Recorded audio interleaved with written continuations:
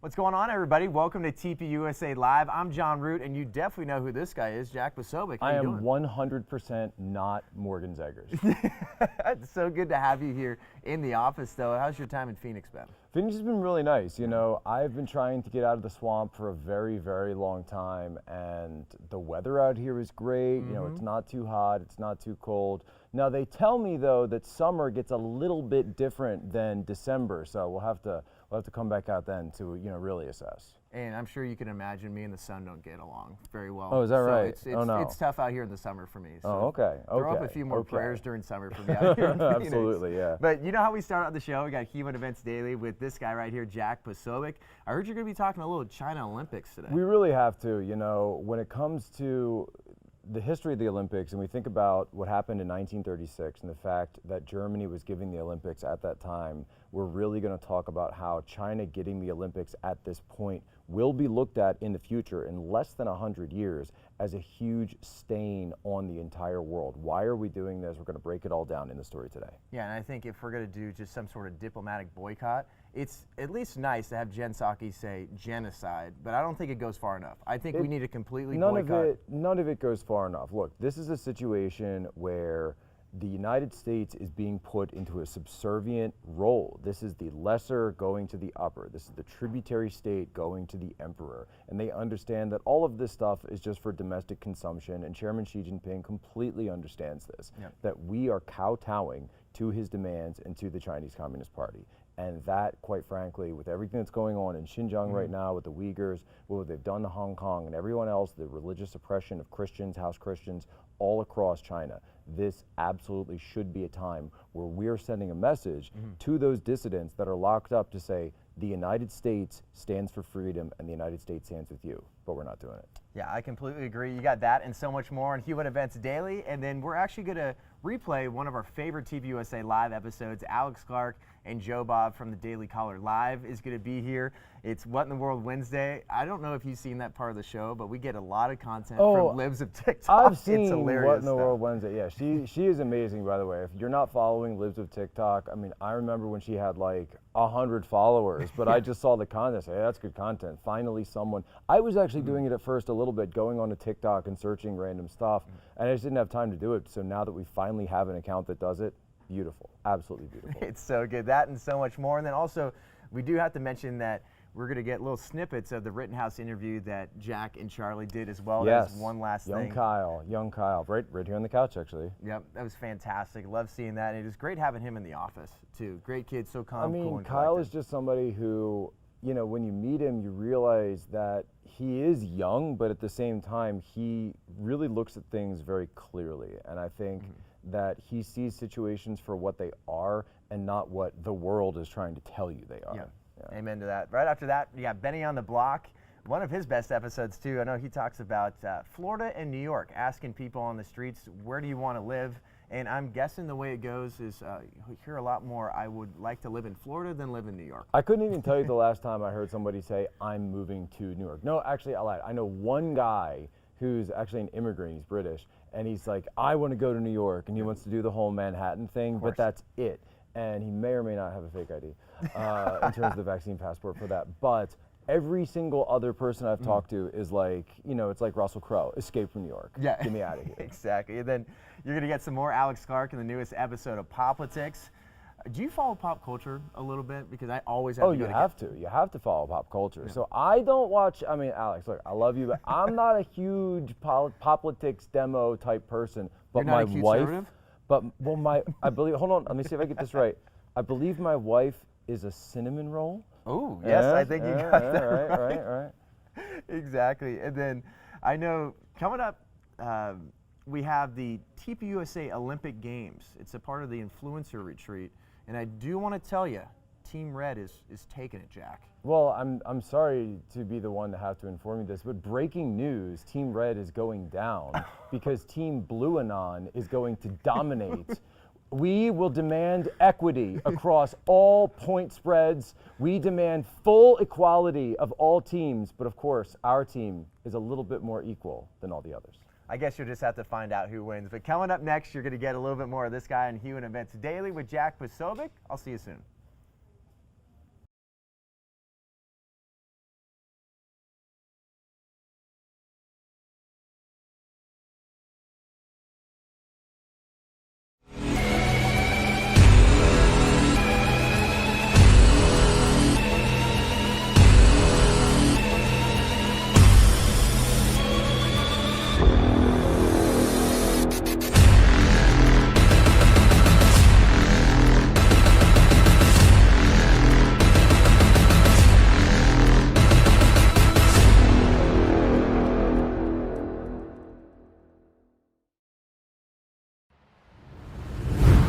Ladies and gentlemen, welcome aboard today's edition of Human Events Daily, powered by TPUSA. And I want to just give a trigger warning or whatever kind of warning to everybody, because this episode is not intended for young ears. So if you have kids around, if you're listening to this around kids, go ahead and throw the AirPods on, throw the earbuds in. This is an extremely graphic episode, and unfortunately, this is the type of stuff we have to talk about, because we have to talk today about what's going on behind the scenes at CNN. Today's stories: another CNN producer was just caught soliciting pictures of an underage girl by Project Veritas. Next, the former CNN producer, we're doing some digging into him, and we found that he owned a $4 million mansion. This is in addition to his $1 million Vermont mansion that he owned before his child trafficking arrest. We have new details on that. Third, as Biden threatens Russia sanctions, Putin is seeking a trade alliance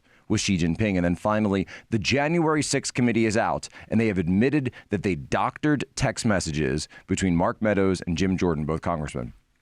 All of this and more ahead, Human Events Daily.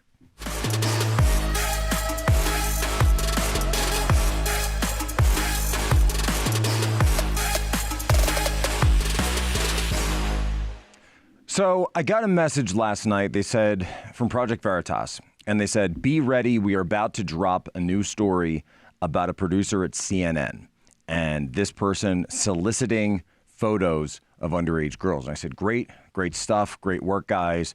I'm ready, waiting for it to come in. I had been told about a week ago that this investigation was about to come out. They were packaging it, that it was coming out. They sometimes send me, kind of pre-release messaging, just so that we know what's going on, what's coming.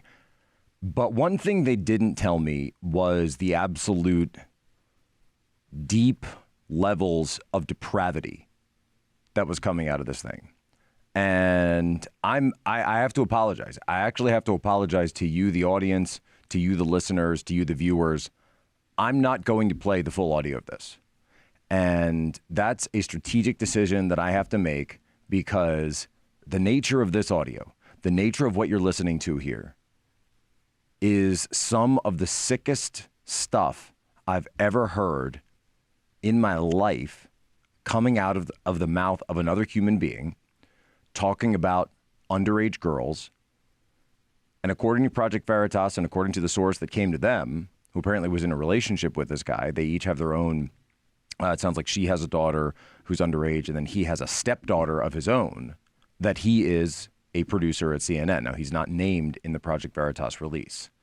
But what has happened is that she has come forward to explain what's going on. She recorded audio of him and also provided text messages from him talking about this stuff. So what we are going to play is the part where she is talking to James O'Keefe. This is the source, the direct source, coming and talking to James O'Keefe about what the CNN producer propositioned to her. Now, this is not the only part of the audio. This is not the only part of this investigation. But I think, as far as I can tell, this is, and I'm looking at this thing, and I was talking to the producer just now, it starts at X, and then it goes to XXX, and then it goes to NC-17, and this part, I think, is at least R-rated. So we can play the R-rated part, but the other stuff, look, you can go online, you can go on Twitter. I did post it on Twitter because for the purpose of the investigation, and again, it's Project Veritas, we're not taking things out of context. We are not editing people to make them sound like they were saying things. We're not talking about, a comment that someone allegedly overheard. No. This is direct primary audio. So go and listen now to the source who came forward to Project Veritas, the former, girlfriend of this CNN producer, and what she was talking about, the text messages that were sent to this person. Take a listen. We're looking at a text message. Could you tell us what this means? He said, so I'm not getting mother-daughter nudes for this help. And when he says this help, he sent me money. He thinks because you sent me money, you're going to get a nude photo of me and my daughter. Are you insane? I do not want this girl to be a victim. I'm not a journalist. I'm not a detective. People with power seem to get away with things. I just want this kid to be safe. Now, of course, this comes on the heels of the arrest of another CNN senior producer for child sex trafficking. And we're going to talk about that more in the next segment because there's a lot more to this story that most places are not talking about. But we are getting more details from court documents and from one investigative unit that's actually up there doing the work on the ground in Connecticut. We're going to talk about that really quickly. But when it comes to CNN, when they go out there, when they're talking about this stuff, when they're attacking people who talk about child sex crimes, and the fact that they're tied to some of the most powerful institutions in this country and in the Western world, on the heels of course, the Ghislaine Maxwell trial is going on right now. It's happening right now. You can go to court in Manhattan and see this, the Thurgood Marshall Courthouse. You can go there and watch the Ghislaine Maxwell, who is on trial, this trial for high-level child sex trafficking. What is going on behind the scenes of these institutions, of our government, and in these high levels? Because why does this stuff keep coming out? It's time to get on the lifeboats. Establish your presence on Getter. Go to gettr.com and prepare for what's coming, right? Any port in a storm. That's what they used to say in the Navy. Well, now the storm is coming, and it's coming for everyone who used to believe that there was such a thing as the free and open internet. It's over. That's why you have to go in the parallel economy. You've got Getter, you've got places like Rumble, other places that are out there. Go establish your presence now. Get there immediately. Getting into this next story. So we're going to talk a little bit more about CNN and this former senior producer who was up there, Jon Griffin. And there's been some incredible work, and a huge shout out has to go from myself to the investigative unit over at Fox News Digital, because they are actually going on the ground. They went up to Connecticut. And I don't think anybody realizes this. And I don't know if this is getting the play on the actual network, Fox News Channel, that it should be getting, because this, I think, is some of the most important journalism that's being done in America today. They actually went up to Connecticut. They also sent people out to Nevada, or they searched in Nevada. They found all the documentation of multiple crimes, multiple people who have been charged in relation to this trial and in relation to this case regarding the former CNN senior producer, Jon Griffin. But before we talk about that, I want to go back, and I want to go back to the debates when they asked former President Trump, and they said, what do you believe about the QAnon conspiracy theory? Because they were very, very concerned that people were talking about the QAnon theory. Take a listen. I know nothing about QAnon. I just told you. I know very little. You told me, but what you tell me doesn't necessarily make it fact. I hate to say that. I know nothing about it. I do know they are very much against pedophilia. They fight it very hard, but I know nothing about it. They believe it is If a you'd like satanic me cult to run by the deep study state. this, let me just tell you, what I do hear about it is they are very strongly against pedophilia, and I agree with that. I mean, I do agree with that, and I agree with it very But there's strongly. not a satanic pedophile I have cult no being run idea. by. I know You nothing don't about know that. Okay. No, I don't know You that. just and this neither week. do you know that. Okay. Now, all of this comes from exclusive material obtained by Fox, and my hat goes off to these guys. Brian Flood, Rebecca Rosenberg, Michael Ruiz, everyone who's involved with this Fox Digital investigative unit. Just amazing, amazing work. Listen to this. A Nevada criminal complaint against a mom who allegedly pimped out her 9-year-old daughter to longtime CNN producer Jon Griffin in Vermont discloses disturbing new details about the sick arrangement. It also reveals that authorities first became aware of Griffin's depraved proclivities 18 months ago, yet the FBI didn't arrest him until last Friday for allegedly soliciting 3 mothers and their underage daughters for training on fetish sex. But on the 3rd count of the indictment, it mentions that Griffin was paid the mother $3,500 via Venmo. It also states that after the woman's arrest, federal investigators, the FBI, seized computers, storage media, devices, phones, cameras, micro SD cards, images, and video from the CNN producer on September 2nd, 2020. So explain this to me. If he was raided, his electronics were raided on September 2nd, 2020, why did they wait all of this time to arrest him? Why did they wait 18 months? And why did CNN continue to hire him for all this time? Did the FBI not mention to CNN, hey, oh, by the way, you got this guy, you got this pedo who's your senior producer over here, and we're confiscating all of his stuff, or he's under investigation for all this stuff. But don't worry about it. You can go and you keep working with him and make sure he's continuing to work with Chris Cuomo all through the election and all through everything else that's going on. What exactly is happening here? What exactly is happening here? CNN says prior to his arrest and indictment, we had no knowledge about this case. We had no clue. Of course, they're going to play dumb. So the horrific abuse has been detailed. This Nevada woman flew out on August 25th, 2020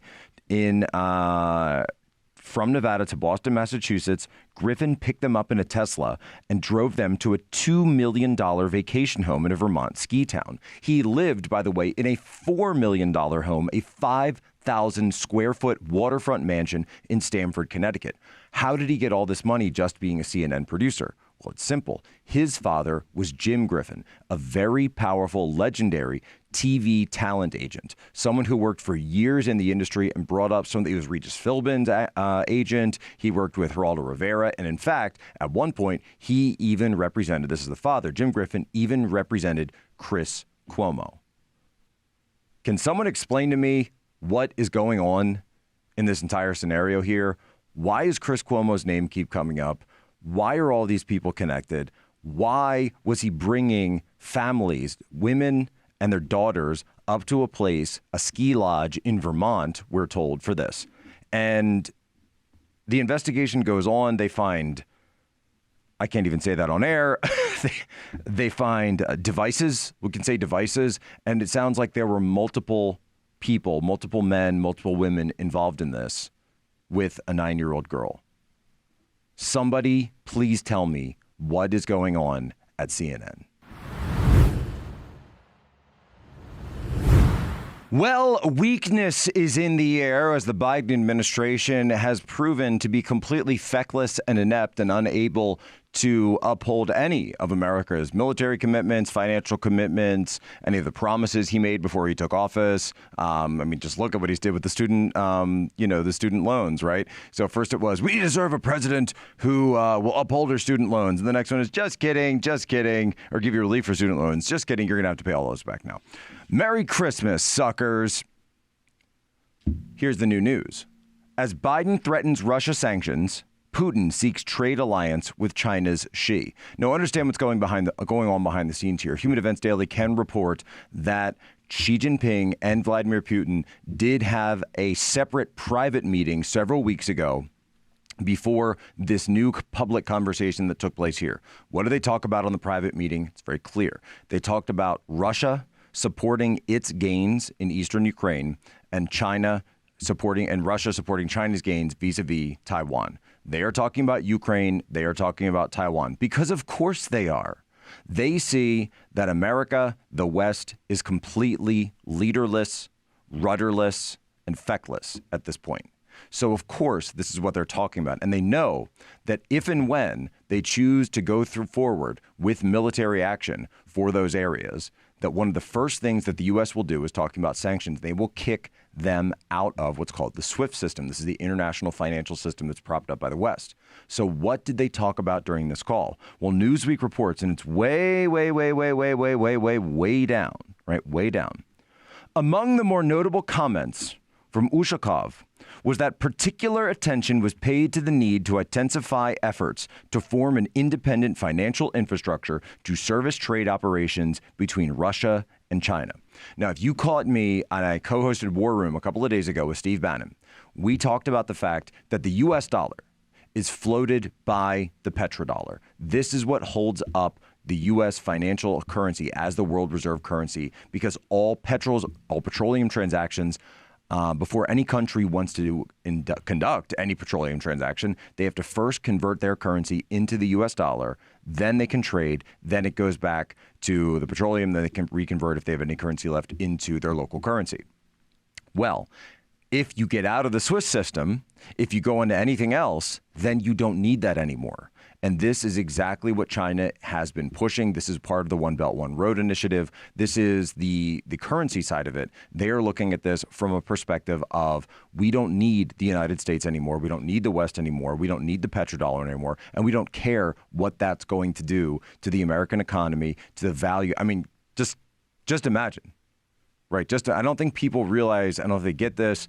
And, my friend Tim Pool, who I put kind of in the collapsitarian bucket in terms of ideology, this is absolutely something that would fuel a collapse. Imagine if all of the US dollars in all of the bank accounts held by people in the middle class and the working class were robbed of their value, 10% of their value, 20%, 30%, 40%, 50% overnight. What would that do to our country? When the price, you think you care about the price of gas now, the price of a gallon of milk? What happens when a gallon of milk is $50? Right? Have you even considered the economic implications of this? So we're going to listen to a clip now of Xi and Putin talking about dividing the spoils of war on the backs of the feckless President Biden. The world has undergone unprecedented changes and a pandemic in the last century. Sino-Russian relations have withstood the test of various storms. Deep historical traditions of friendship and mutual understanding have allowed us to take our relations to the next breakthrough level. Trade between China and Russia exceeded $115 billion this year, a new high. The leaders pledged to increase cooperation on energy. Beijing already relies on Moscow for much of its minerals, oil, and natural gas. Plans are underway for nuclear power stations. And I want everyone to understand. We don't want to go to war for the borders of Ukraine. We don't want to go to war in the South Pacific. What we need is a strong military, a strong country, where we can then set the rules of engagement, we can set the rules of the road, and then we can have actual positive diplomacy with groups like this. And we can look at the recalcitrance of China, of the PRC. They are triggering the Thucydides trap. Understand what point in the movie we're at. This is one of those stories where I'm like, amazing, hilarious, and incredible. The January 6th committee admits that it doctored text messages between Meadows and Jordan. Now, if you want to continue to hear us report on stories like this, if you want to hear us and support the show, continue what we're doing here, you go to mypillow.com, you use promo code POSO, you still have a few days left to get your order in, to get it to arrive on Christmas morning, so that when Christmas morning comes, you've got your Let's Go Brandon wrapping paper, and then underneath the tree, you've got wrapped up, nestled, snug as a sugar plum, right? Under the Christmas tree, the wrapping paper of a MyPillow product for your friends, your loved ones, or hey, maybe even yourself. Who am I to judge? If you want to get yourself the slippers, look, maybe sometimes Santa needs a little bit of help is all I'm saying. That's all I'm saying. But we're going into the next story. The House January 6th committee admitted on Wednesday that it doctored a text message from Jim Jordan to Mark Meadows. This was first reported by The Federalist. I know a lot of people have talked about this, but this really is one of the stories where you have to dig into it and say, what is going on with this January 6th committee? We know, first of all, number one, it's a completely unconstitutional committee. It wasn't even properly constitutionally constituted in terms of it doesn't have a ranking member. It doesn't have people that were appointed by the other side there. It only has people who were appointed by Democrats. That is a false committee. Right? That is a completely unconstitutional committee. That's number one. Number two, Congress is not a law enforcement body. How is it that Congress is subpoenaing records of private U.S. citizens, including fellow lawmakers? Right? We see what's going on here. This is the Soviet Bolshevik justice system that has come now into the United States. Show me the man and I'll show you the crime. That was the motto of the head of the KGB. Well, guess what? It sounds like that's the same motto of Rep. Adam Schiff, Rep. Liz Cheney, and of course, Rep. Speaker Nancy Pelosi. So here's Adam Schiff talking about this text message. Listen to this. I want to display just a few of the message he received from people in Congress. The committee is not naming these lawmakers at this time as our investigation is ongoing. If we could cue the first graphic. This one reads, on January 6, 2021, Vice President Mike Pence, as President of the Senate, should call out all electoral votes that he believes are unconstitutional as no electoral votes at all.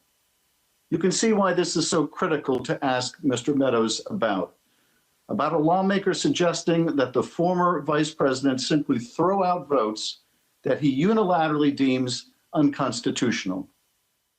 in order to. Well, here's the problem with that, Shiffy Schiff. It turns out that that text message was actually forwarded as part of an incredibly long chain from a lawyer who was presenting it as potential legal argument that could later be made in court or in the well of the Senate, right? This had nothing to do with a direct action. But of course, they cut all that context out of it and they act as if it's a direct text message from Jordan to Meadows.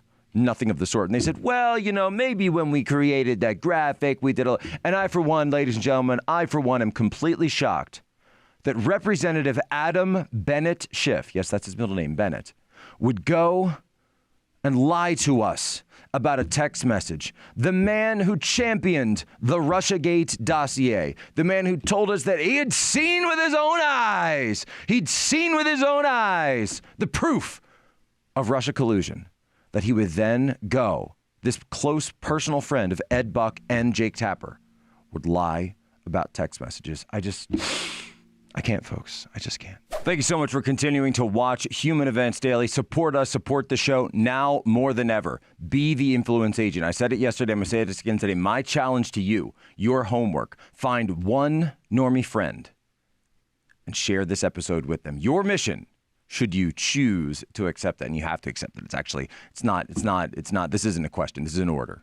Find one normie friend and say, do you watch CNN? Do you like CNN?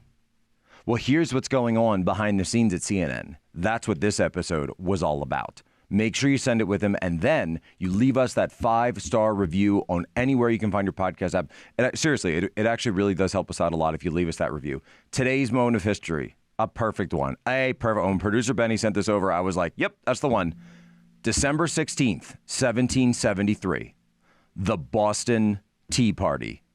The day that the patriots of America started to fight back. Ladies and gentlemen, you have my permission to lay ashore.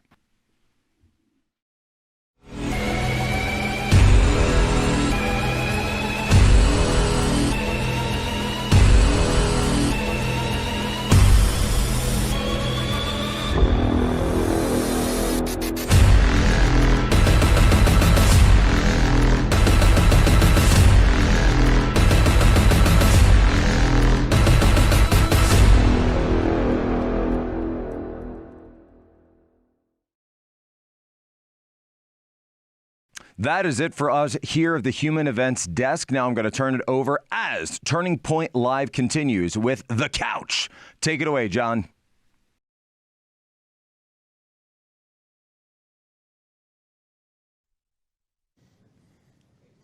Appreciate it, Jack. Hey there. Welcome to TPUSA Live at Turning Point USA headquarters in Phoenix, Arizona. I'm your host, Jon Root. Here's what we're going to cover today.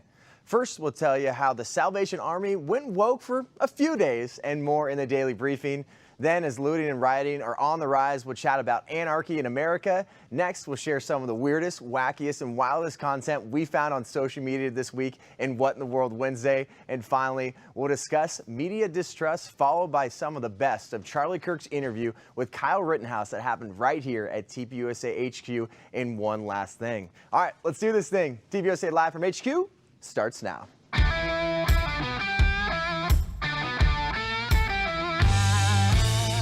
Authentic, unfiltered, grassroots content and conversation every weekday. Live from Phoenix, Arizona at the Turning Point USA headquarters, this is TPUSA Live. Welcome back to TPUSA Live, and some of the stuff you don't see behind the scenes. We got the terrific trio back of Alex Clark and Jobob. Jobob's filming me while I'm doing the intro of the show. I don't know what he's you're talking about. He's got his phone out, and luckily I just don't get that distracted. Yeah, luckily.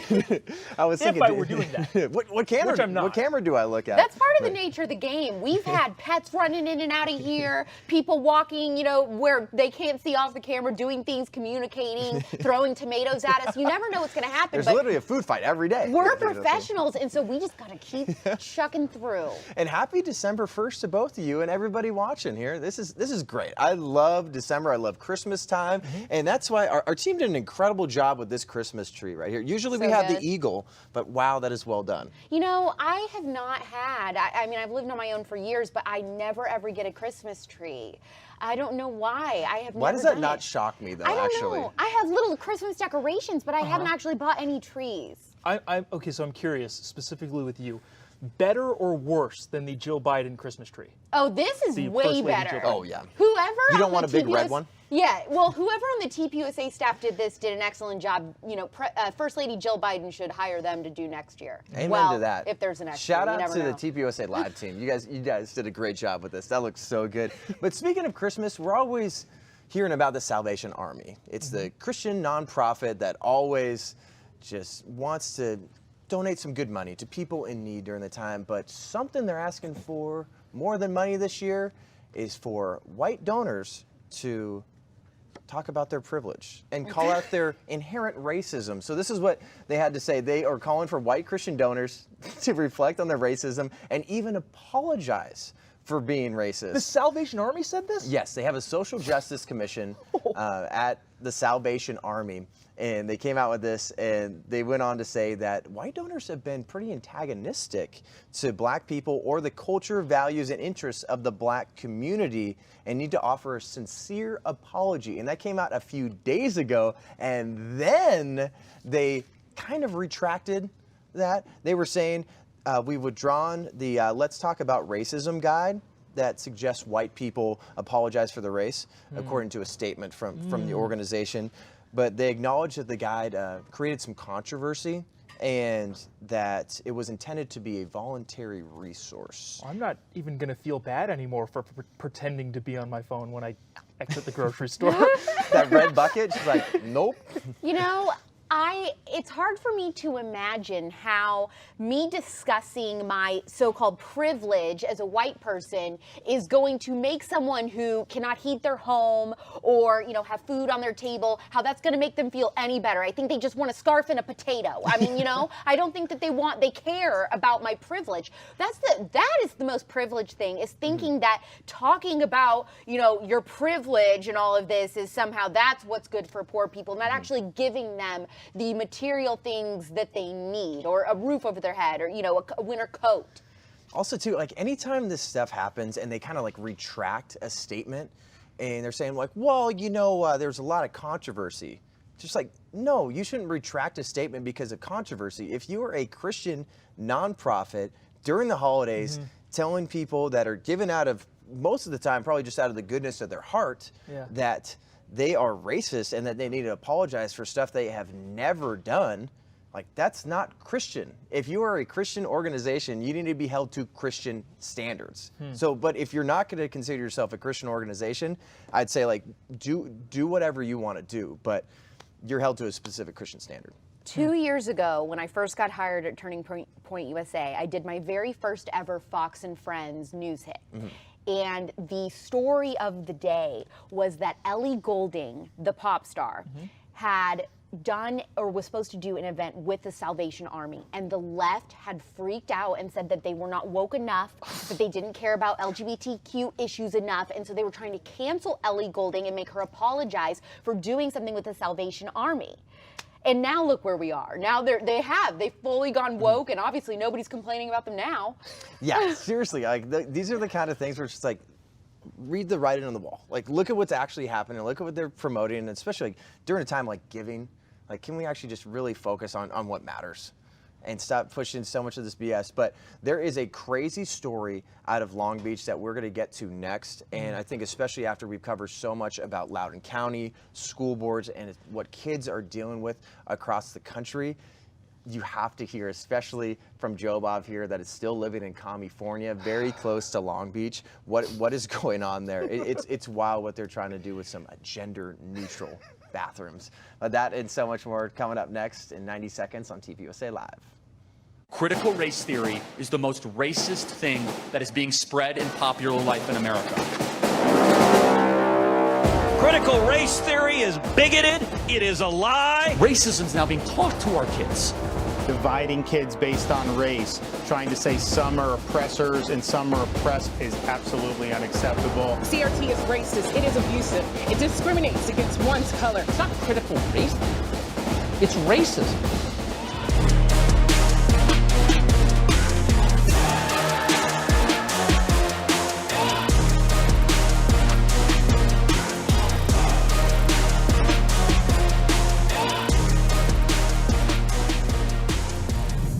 Conservatives! POPlitics is now on TPUSA Live. It'll be here every day in case you want to hear me out along with the rest of the Turning Point USA team. Don't miss out on all the conservative.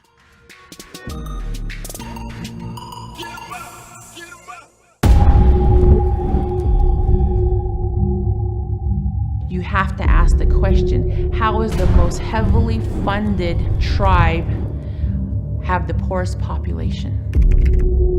Listen to me. My country is very because everything problem here. Don't have petroleum for Bush and Cuba, for car, for life, for nothing. And it sucks. Socialism sucks. There's no other way you can describe it. Welcome back to TPUSA Live. What do former Secretary of State Mike Pompeo, Al Mohler, and the movie-making Kendrick brothers have in common? They've all been guests on First Liberty Live. It's a weekly webcast all about religious freedom. Watch online at firstliberty.com. It's firstliberty.com. All right, we got Jobob back, Alex Clark, host of The Spillover. Yes. Host of POPlitics. And also, too, in case you haven't been checking out Jobob's show, it's Daily Caller Live. You've been doing a great job with that. Oh, by I the think way. it's Been a lot of fun. No, I'm just here to lie to you. It's a good time. Just pump your tires. That's it. But there's a crazy story out of Long Beach. I know we were telling you that before we went to break. So Wilson High School, they have a new multi-million-dollar aquatic center that's going in. And the crazy part about that is they're setting up gender-neutral bathrooms there. And they're trying to say that the majority of the kids are saying that they are okay with it. Do you believe that? Unfortunately, I believe it, but I think the article that I was reading said parents are expressing growing concern. What? Parents don't want their 15 and 16-year-old kids in the same locker room as the opposite gender? Hold the phone, this is shocking. No way. Said no one ever. I can't tell. If I were a 15-year-old boy, this would simultaneously be the best day of my life and the worst day of my life. But fortunately, the way we run society isn't up to 15-year-olds. And I think the parents absolutely need to step in and voice their concern, which they rightfully have. I just don't understand this obsession with the gender-neutral bathroom thing, because I thought we've had this my entire life. I thought it was a unisex bathroom. Yeah, I mean, I we've thought so always too. had those. Yeah. And then all of a sudden it turned into, it totally got politicized, just like anything else. Where it's just kind of like, well, you know, this is like maybe like a single family bathroom. I guess is the difference supposed to be that whether you're a man or woman, you can poop here, versus if you are all genders can poop here. Side of the wall. Or if you are like a mix of gender, then you can poop here. I don't get it. I don't get it because I felt like we already had addressed this years ago, like in the 80s, the 90s, or maybe even before that. I don't even know, because I was, not even here yet. But I just feel like we've already had this. It's one of those things that I feel like the left creates a problem out of something that's already been solved. Well, especially like, because we can go to the extreme with this, and we saw what happened in Loudoun County. Like, look at how they just bowed down to all this gender theory, and look at what happened to these poor girls. And look what's happened to kids across the country. I mean, there might not even be stories that we hear about because they feel silenced, or they don't want to bring it up, and they feel embarrassed or something like that. And it's all because of just woke BS like this that's being pushed on these high school kids. And, I mean, I remember being in high school and I was like, dude, I barely even want to change around the boys after football practice. Like, I don't want to be around like all the girls. Like, if we're going to kind of like make light of it, like, why is this something that's being pushed? They're talking about like 58 individual changing stalls. There's going to be a common area where you can wait until a stall opens up. I guarantee you these kids are going to, if actually the majority of these kids want this, they're going to get into that gender-neutral like bathroom and changing area, and they're going to realize this is the worst. Well, it's amazing to me that Long Beach is spending taxpayer dollars on something so stupid Bingo. when the beaches are trash. I mean, there's other things in that city that taxpayer dollars could be used for instead of something so asinine like this. And then there was supposed to be a meeting yesterday, and then now it got moved today. Is that what you're hearing? Today, yeah. They're doing the school board is doing a YouTube live stream of a meeting, which In the bathroom? I can't imagine that's going to Meet go at well. changing stall 37. Yeah. Right. Gosh. But something else we want to talk about too is just the anarchy in America right now. You've probably seen so many photos and videos about retailers just getting looted, and it seems like there is just no law and order almost for like the past couple years now. And especially now in the holiday season, you're hearing stories like this. Like there was a robbery incident inside a Home Depot store just outside of Los Angeles. So Fox 11 reported on Friday that 8 individuals who are between the ages about like 15 to 20. And I think that's what we're seeing right now too. Like even during the BLM riots, there were so many young kids out there. Yeah. Like either like one of the Paul brothers was out here in Scottsdale, just right. looting stores and stuff. Like it's a lot of young kids that feel like we can do whatever we want and not get in trouble. But these 8 individuals between 15 to 20 grabbed hammers, crowbars, and additional tools from the store, and they actually threatened the other customers and employees there. And when they tried to stop them from leaving, which I hear a lot of retailers at this point, they're telling them like, don't try to stop these people. You're going to get injured, and it's really not worth it. Well, they're trying to stop a lawsuit, right? Those retailers have one choice, or they have a bad options. They either lose the whatever it is that the thief is trying to steal, or they risk hurting that person and then paying it $1 million in a settlement. So there's no good option for retailers.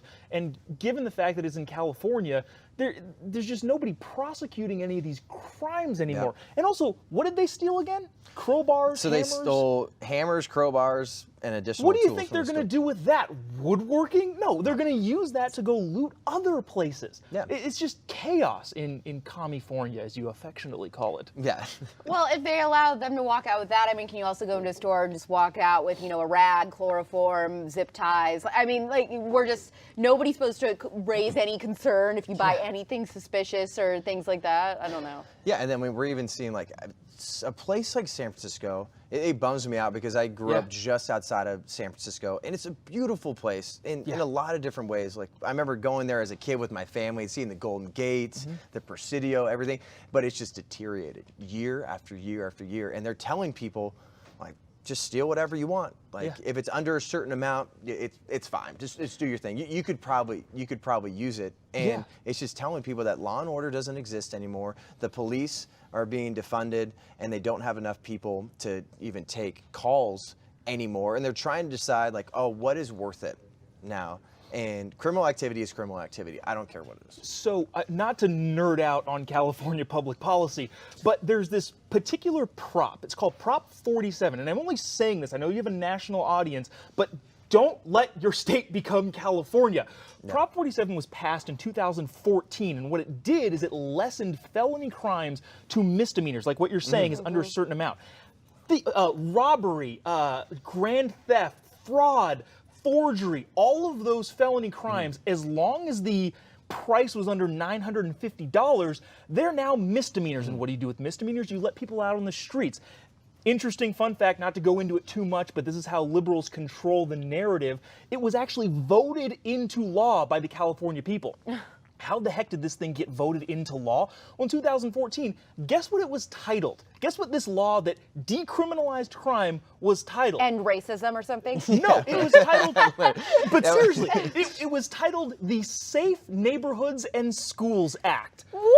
Lo and behold, it passed 60-40, and now we have crime that is legalized in the state of California. So the left loves to market things with they're the very opposite good at it, name. too. Incredible The marketers. Anti-fascist, is Antifa. You have Planned Parenthood, who's not actually planning any parenthood. Like everything is backwards with them, so that it really does garner so much support from regular, average, low-info voters that really just don't pay that close attention to politics. And that's how these things get through, is because people don't actually pay attention to what's going on and what is in these bills. Well, it's effective marketing too, because it's turning into like some sort of like moral conundrum where it's like, well, if you really cared about these people, you know, like they need this. Yeah. You know, they need this kind of, it's a tough time during the holidays. Like just allow people to do it. It's not that big a deal. They got insurance. Like you remember hearing that during the BLM riots where it's like, oh, these small businesses, they probably just have insurance. Congresswoman Alexandria Cortez said the same thing. Like, well, these people, you know, they just need bread or whatever. The looters. Didn't she say something like that?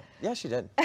This is terrible, but I make the joke to my wife every time we're in Target. Why are we waiting in this line? Why don't we just walk out? Because it's just legal in California and it's allowed. And I would imagine too that if you were to poll the people who voted for this proposition back in 2014, now having seen what this thing has caused, they would go, absolutely not. That doesn't sound like safe neighborhoods and schools at all. Right. So can they vote to take this away or what? I'm not entirely sure. I think it has to get brought up by somebody, and they got to get petitions just in the same way you would do a recall. Wow. But the crazy part about all this too, just talking about the anarchy that's going on, you know, it's going on across the country, but so many of these stories, they're coming out of California. Yeah. And I know I was just talking to someone on the Breakaway podcast about that. Someone that was working for the PGA Tour got let go there, and they're talking about how, like a place like California, people go there and it's like, this place is beautiful. Yeah. But there's so much garbage here too. Yeah. Like, and that's what's so sad, because you see stories like this is out of Walnut Creek. Fun fact: I was born in Walnut Creek, California. I was in California my whole life until over the past year, and so they said there was about 80 looters in Walnut Creek that 2 store employees were assaulted by those looters. 1 was pepper sprayed by the intruders, and then there was several incidents of looting and shoplifting reported at high-end retail stores around the Bay Area over this last weekend. So, I mean, this is happening because you have the left telling these people, like, just go for it. We've had a couple years of just do whatever you feel like, and you could probably justify it with some sort of social cause. Well, it's fostering a culture of society breaking down, because you saw the big 80-person mob that rolled into the Nordstrom. That was just a mimic of something that happened in Chicago, and you see these sorts of mob riots in Philadelphia. I would imagine that this makes a pretty good argument for why Americans probably need to be able to protect and defend themselves. Exactly, and then too, it's just like as we wrap up that and start moving into like talking about protecting yourself with guns and what people have started to do over the last few years, they'd started to buy more guns. So ABC 7 News reported that over $1 million in merchandise was stolen from Union Square over this past weekend. Wow, and over $1 million. That's somebody's money too. You know, it might be against big evil corporations. All of the underprivileged, poor people that don't make that much, don't have that much. These are the people that these criminals affect. It's not. They think it's like people like, you know, these big, huge CEOs or like something like sticking that. it to the man. Like, and I guess it does a little bit, but the people that it affects immediately are the low-income, minimum wage workers that are working at these retail stores and single moms and things like that, you know? This isn't like Robin Hood, you're like stealing from the rich to like give to the poor. It's like, no, you're only doing this for you. So when we saw all those riots, the summer of riots, you weren't stealing that TV and those Jordans for George Floyd. You were doing that for yourself. But also, like, there's interesting news that came out. So it said Americans' stricter gun laws, they're actually really not that big of a fan of as much as they used to be. So according to a new poll from Gallup, the number of Americans who want stricter gun laws and gun control in place has fallen to the lowest total in 7 years. Wow. So this was a poll of random sample of adults, about 823, and interesting fact there, only 290 of them were gun owners. So it's like people are starting to see this anarchy in the States right now, and they're like, Not even just the States. They see what's happening in Australia. True. They do not have the Second Amendment in Australia, and look how things have gone downhill so fast there with the pandemic. So I do think that this is opening people's eyes. Well, you got to take into account what is happening in the places that have the most strict gun laws. Like Chicago is a perfect example. Chicago yesterday passed 1,000 murders on the year, and we still have a month left in the year. Wow. It's been 30 years since it's been that high, and Chicago is the most strict gun law pretty much anywhere. There's like New York City and Chicago, most strict gun laws, and they still have... In Baltimore. Same thing. Like murders are going through the roof. So it's pretty evident that your policy of, we need to clamp down on guns, Yeah, that doesn't work in all of these examples. Do you need to see more? Yeah, and then now too, like we're sharing so many stories, like what happened in Loudoun County. We're seeing now in Long Beach, and then small business owners. Everybody is wondering, like, well, how do we protect ourselves? How do we protect our family? How do we protect our kids? And you look at a place like Chicago, it's like, how do you protect your kids? Like, people need to move. Yeah, people need to move out of those places. But there's a reason why, especially too, when I was living in California during the pandemic, there was just lines down the road at gun shops. Yeah.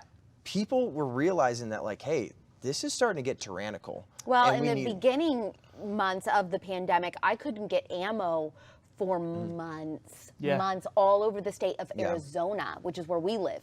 I was here in Phoenix area through northern Arizona, went to every single department store, gun store, could not find ammo. They were totally sold out. And then I know, too, that the FBI's National Instant Criminal Background Check System, they processed almost 700,000 background checks during the week leading up to Black Friday.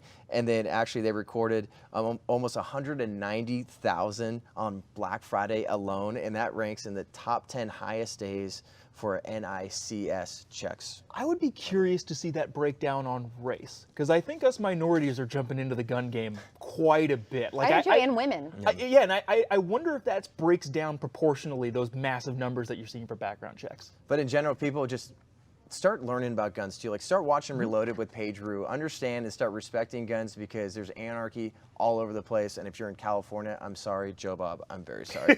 Coming up next, we got What in the World Wednesday. We'll see you soon.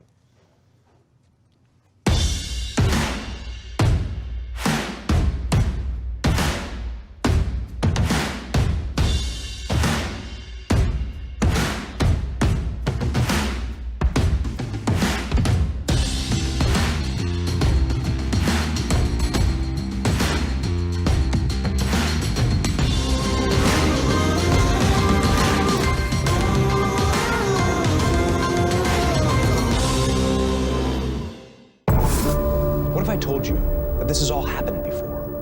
The riots, violence, church burning, attacks on police, destruction of private property. My name is Sammy Steigman. I am a Holocaust survivor. This is the reality of what happens when you have capitalism that goes to socialism. El socialismo no funciona. El socialismo no funciona.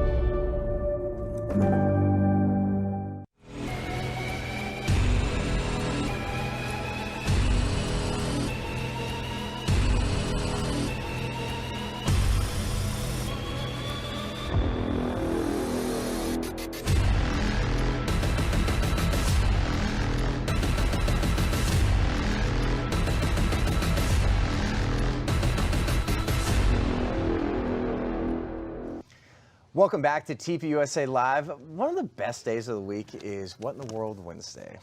I'm excited about this. This is I fun. love the game section or the fun. The game section. Whatever this is, these are always super fun. Games. This is basically like just the kids table of TPUSA Live right here. Like this one little segment. But also Alex Clark, by the way, that is an unbelievable jacket. Thank you. Or shawl or whatever you call it. It's incredible. Thank you very much. You look great too, man. It's a great floral. Thanks. The floral's nice, Joe Bob. Thanks. I understand that was just a compliment because you had to even it out. Oh, I had We to. know who you like more here. Oh, it's about equality here. Favorites. It's distribution of compliments. Yes. Equity in all compliments. It's a season of giving. Jon Root is a giver. The season of giving.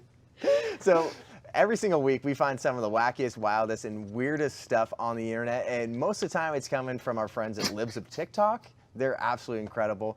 But one thing that's always interesting while you grow up is when you visit a friend's house and you're asking to use their restroom. This one is kind of tying into that. And importantly, because I know this is a question many Aucklanders have, you can now see family and friends again in their homes and use the bathroom inside. Luxury. What luxury? Was she talking to the residents of San Francisco who routinely poop outside, so much so that they have a poop map? But Wait, what's the poop map? Well, so I know she's in New Zealand, but like, was she referencing the fact that people can poop inside now. Were they pooping outside? So in San Francisco, they have so many homeless people pooping on the streets. There's a map of places where poop has been spotted. Oh my and people actually get paid pretty well to clean that up. Yeah. But I know a place like New Zealand, they were trying to do like 0 positive cases. That's what they were going for at all. But some of their health officials like, yeah, it's probably not a good idea if you're hanging out with your mates. Like if they need to use your bathroom, make sure you go outside and you poop outside with a crazy bogan out there. How much of this video was so that you could do your New Zealand accent? The funny part is usually I watch these videos before, but like purposely I wanted to be with you guys and react in real time. And I'm like, I can't wait for a good time to use my Australian, New Zealand accent. But it is craziness out there because they literally had people telling you it's probably not a good idea to hang out with friends, but like what luxury? You get to use their restroom now. Thank God. Way to go, New Zealand. You guys are incredible. The best part about New Zealand was filming of Lord of the Rings. That's what I'll say. Nerd. All right, next one coming up. Can't get enough Demi Lovato, right? Check it out. I have made contact by meditating and looking up and seeing things in the sky that weren't there when I started meditating. So now that you've made contact with ETs, maybe not this kind of contact just yet. Not yet. But if there was an ET that hit every box of criteria, that would be like the most ideal partner. Like, would you date an ET? Yes, absolutely. I'm so tired of humans. I'm so tired of humans and their human bull. I am so over it. Bring me an alien. Bring me an ET. Don't do drugs. Dude, her brain is fried. Like, she's gone. She's gone. They're gone. And I just have to say this from a guy's perspective, like Demi Lovato, she was a total babe before she started like getting with the ETs. I'm gonna be very vague about this, even though if you're on the internet and know how to use Google, you could probably figure it out pretty easily. I was once in a boy band. This is a true story. What? I was once in a boy band with a person who was formally engaged to Demi Lovato. What? You can figure out who that is if you want to. I don't want to drag him into this. Oh my God. We can talk about this Maxwell, this situation. Name the names. But at the time, my wife is a marriage and family therapist. She diagnoses people with mental disorders. And without getting too in the weeds here, said, that's a bad idea. When this person that I knew was dating and then engaged to Demi Lovato. And lo and behold, it didn't pan out. Ooh, juicy. That's what we call a conservatee. Ooh. That's actually wild to me. But to see her turn is just wild. And then also you have someone sitting there, and I know like you cover pop culture every single day, so you probably see a bunch of hosts, like whoever this host was on this show. It's just like, okay, I have a great question for you. So ETs, they check out every box, you know, every single box. Like, what? I mean, I think she was trying to be fun and funny, the host, I mean, but Demi Lovato is serious. She is so into that alien stuff, and she really does say that she can communicate with aliens. I love that video we showed, like, that was almost like a month ago. Oh, it seems like she's gone through some trauma. Yeah. Like, she really understands them. But this next one here, it's a tattooed transgender Satanist. That's what we're getting. Check it out. But I'm just going to post this every time people ask me the same questions over and over again. My name's Farah. I am a trans woman as well as an intersex woman. My pronouns are she, her, they, them, or your grace. My eyes are tattooed. My nose is a piercing. I identify as a threat, a nightmare, and a goddess, so please bow down to me. I do not believe in God. I don't worship the devil, but yes, I am a Satanist, which means I am my own God and I worship myself. Thank you. Have a good day. There's a lot to unpack there, ladies and gentlemen. I'm not a god, but you should bow down to me. Therefore, I am a god. But I'm not really religious, but I'm a Satanist. And you know what? What is happening? God bless America. That's what I have to say about that. You can, at a certain level, you feel bad for people like that. Yeah. But at the same time, you know what? As long as you're not hurting anybody, be whatever that was, I guess. And I don't imagine that that person would have the same political ideology as myself, but maybe we can agree on this is the freest country in the world, and you can do that, I guess. Yeah, you can look like the blueberry from VeggieTales. I never thought we'd get a VeggieTales reference on TPUSA Live, but this You just know, keeps getting... was it like a Madame Blueberry or something? She had a mole. Madame Blueberry, that's what it was. She had a mole. I know you all know who I'm talking about. Oh, I definitely know what you're talking about. She wore a little hat. Are you describing your next year's Halloween costume? I might I hope be. it is. Yes. I feel like we're all a part of like What in the World Wednesday too. We're showing you wacky stuff and we're saying wonky stuff ourselves too. And then, actually, it sounds like right now I'm hearing my ear from producer Kylie. We got a little surprise here. Oh God. What do we got? I have a speaking Oh! of boy band, is that Taylor Lautner or is that Jobob? Jobob! What in the world? Why am I here? What am I? I don't need to subject myself to this abuse. Oh my gosh, that's Welcome to What in the World Wednesday. You still like that vest? Maybe. I can either confirm or deny those reports. You're either in a punk rock band or you're about to ask me what I want for dinner with an outfit like that. I had my Joe Bro hair going at the time. Yep.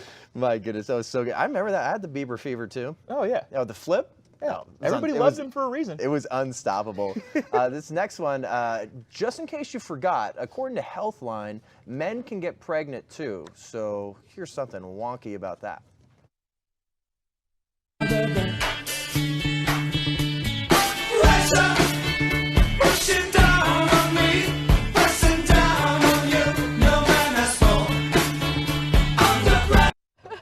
There's some things that you just like can't unsee, and we have to. I should probably warn our viewers before we start showing videos like this because that's just.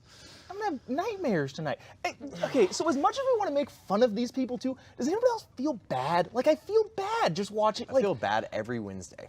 Yeah, like I don't know. Just Wednesday. Clearly, there's something going on there that is a result of some sort of. I don't know. Well, the craziest part is that he looks like, or she, I don't know, I'm so confused. It looks like they're doing, you know, the TikTok filters that's like stretching their stomach. It doesn't seem real. Like it seems photoshopped. No, it's so weird and so sad. I really hope it is. I don't like this segment. I remember I said I did. I don't. Now you know what I go through every Wednesday, Joe Bob. But this next one, we got Christmas coming up, a COVID Christmas.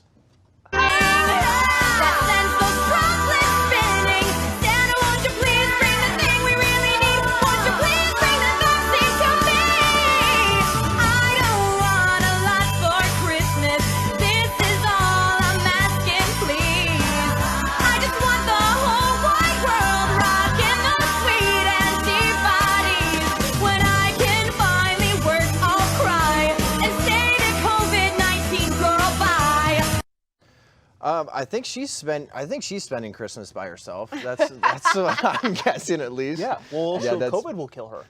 Right?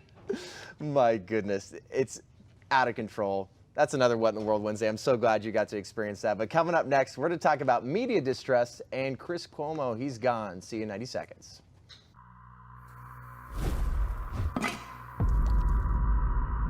This is your brain. This is your brain on socialism.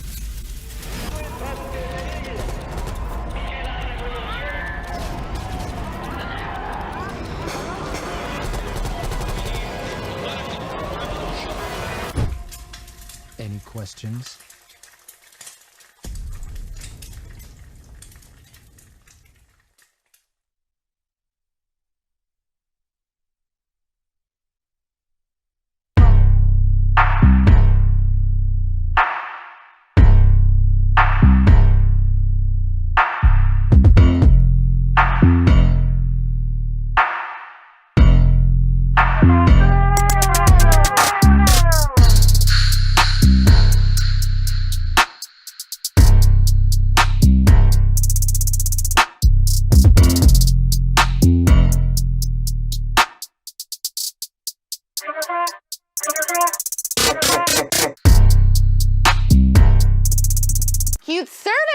POPlitics is now on TPUSA Live. It'll be here every day in case you want to hear me out along with the rest of the Turning Point USA team.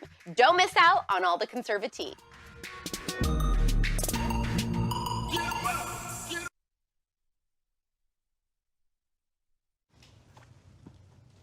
Welcome back to TPUSA Live. We got Jobob, the host of Daily Caller Live. We also got the host of The Spiller and POPlitics, Alex Clark. We need to talk about media distrust. I know we're going to talk a little bit about why we feel like TPUSA Live is so important, Daily Caller Live, and so many different outlets that are here to just share the truth. We want every single time you tune into the show, we want you to feel like, hey, we're being authentic, we're definitely opinionated, but we want to give you the truth. And it seems like a lot of the time the media is just lying to us. They got a specific narrative. And I think especially we see that with Chris Cuomo gone. I don't know what you're talking about. So, the media is totally honest, 100% of the time, right? No, I mean, that's at least what they're telling me, right? That's what we got. But a lot of people have been led to believe that. It's just like, no, those other people, that's a conspiracy. Jeez. No, we are really taking care of you. I have a little bit of an unpopular opinion about the Chris Cuomo thing. Oh, boy.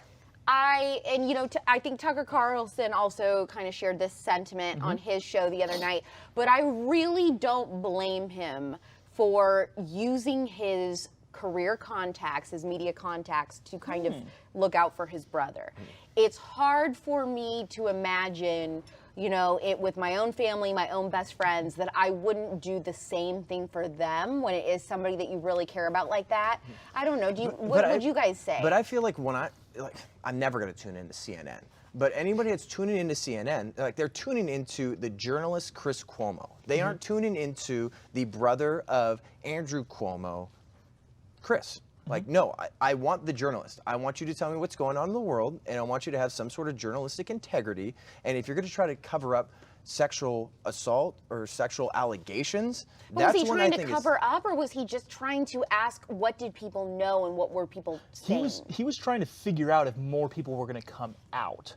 And he was hassling the former governor's staff about how they should present themselves. Okay, but do you think that is I don't entirely disagree with you. Professionally, is it technically wrong to do? Personally, do you blame him? So on the personal level, I would imagine there was also some pressure coming from former Governor Andrew Cuomo to help me out. And of course. So yeah, I would agree with you. Probably on a personal level, I don't know if I say I couldn't blame him, but I understand why he was doing what he did. But that's a no, bro, Cuomo. I think it does make it worse that he is such a hypocrite, right? Coming out after everybody else, how they're so morally inferior to him and other leftists, and everything that he does is so much this holier than thou attitude, and so I think that's frustrating. Well, and then you saw a lot of people in pop culture and in Hollywood in general, they were worshiping Governor Cuomo during the time. It's like, his new book's incredible and what he's done for the city, and he is just holding them to this unbelievable standard. He's done an incredible job. Governor DeSantis, don't listen to him. Meanwhile, he looks exactly like the insane asylum keeper from Beauty and the Beast. If you have ever looked at a picture of Governor or former Governor Andrew Cuomo and the Beauty and the Beast asylum keeper, they could be twins. That's the long-lost Cuomo brother. I love the pop culture back and forth here. I'm trying to rack my brain too, just all right. I don't think I saw that movie. No, the producers find the asylum guy from Beauty and the Beast, put him up on the screen so they can see. We need the asylum guy. But I think a lot of this just comes down to too. I know there was a lot of reports that came out and said that there was basically sexual interaction at a wedding. So there was a shared kiss or something like that somebody didn't want, and then there's text messages that are out there hey, I think I found wedding girl. I think that's where I just will not protect Chris Cuomo here, because it's why is he trying to find these people? Is it just to pay people off? And I know there's a sense of trying to protect family, but when it comes to sexual assault allegations, I feel like that's when you cross the line, that's where you cut it off. For normal people, I think. But look at this in the context of the Cuomo family, right? Former Governor Mario Cuomo, the dad of former Governor Andrew Cuomo and Chris Cuomo, was a well-liked governor of New York. They come from a powerhouse family, especially in Democrat politics or liberal politics. And what you can do, not what you can do, but what you feel like you can do in those circles is pretty much anything. So in a sense, it kind of makes sense that he was trying to do whatever he could, because the rules don't apply, and that it's pretty consistent with a lot of your lefty types out there, especially in the whole COVID thing. But this just seems like another example of that. And then I have a brother myself, so I think if we were working in media together, like what would that interaction like be? There would still have to be a, hey, from this standpoint here, when you are on my show, I am the anchor of a CNN show. Who's a weirder sibling pairing to you? Former Governor Cuomo and Chris Cuomo, or Angelina Jolie and her brother, who she used to make out with on the red carpet? Wait, what? I feel like the past few days I've heard some stuff like Kelly Ripa. I didn't realize how crazy she was, and now Angelina Jolie made out with her brother. Yes, there's pictures of them all on the red carpet. This is like early 2000s or late 90s. They would make out on the red carpet. Where have you guys been? Also, remember that I didn't know who Lord Disick was yesterday, so you got to give me a break. Okay, well, that's another picture. We need the picture, the Beauty and the Beast Asylum picture, and a picture of Angelina Jolie, and a picture of Angelina Jolie and her brother making out on the red carpet. No, we don't have to see that one. No, I believe you that happened. We do. I just think that takes the cake, then. But I didn't know so about that would be weirder to you than former Governor Cuomo and Chris Cuomo. Well, yeah, I think it's weirder, but what I think is worse is Chris and Who's Andrew. damaging more people? I think that's how you should ask the question. Well, now I feel damaged from Angelina Jolie making out with her brother hurting anybody? Is it weird? Yes, it's absolutely weird. But former Governor Cuomo and Chris, probably more damaging to the whole of society. But it's someone here. It just gets back to like. Tucker's was really funny when he was talking about this yesterday. He did have that aspect of like, you try to protect family, can understand that from a sense, and he also said, well, basically nobody watches his show, and the only reason you see his show is because we put clips of it on my show. That's true. The highest rated show on a lowly rated network. Yeah, exactly. And then it's the same thing with, I know he's brought that up with Joy Reid. She's like, no one really watches the Joy Reid It's true. show. It's viral clips on Twitter. That's all it is. But we have another special surprise. This one is for Alex Clark. Check this out. I think this is the former governor. I told you that is exactly what he was No. Look, there they are. Hold on. I thought Oh we my were gosh. showing to the first picture. I thought we were showing a picture of a Beast character, not That Governor is- Cuomo. Former Governor Cuomo. I told you guys. Oh, so what are you going to do with the nursing home? Yes. That's literally what I think of when I see that photo. The whole sexual misconduct thing, terrible, absolutely awful. Yes. But has anyone thought to back up a little bit that he didn't resign over forcing people COVID positive back into the nursing homes, lying about it, covering it up, fudging all of the numbers? All of that was apparently fine. And again, that's not to discount the sexual misconduct around former Governor Andrew Cuomo, but there was a lot of other reasons that guy should have resigned. Why is it that CNN all of a sudden has some moral clarity when it comes to Chris Cuomo and him, trying to pay off certain sexual assault accusers and all of these different things? Where was that energy back in 2016 when Hillary Clinton was running for president? Can we get a witness? Where was that energy? Did you see Jason Whitlock last night? Jason Whitlock was talking His show about. is fantastic. He was talking about CNN wanting to get a straight white male out of their primetime slot. So that is where he thinks this energy for becoming super righteous is coming from. I thought that CNN just hired some new bigwig suit that was going to scrap everybody and was like, we need to get back to being true journalists and get rid of this whole new CNN thing that we're in right now. I thought that just happened. Well, I mean, their ratings have just plummeted too because they're not able to talk about former President Trump they anymore. still do. But it's just not. It's just he's not president anymore. So it's not working as much. And also, speaking of President Trump, I think one of his biggest accomplishments was calling out the fake news media.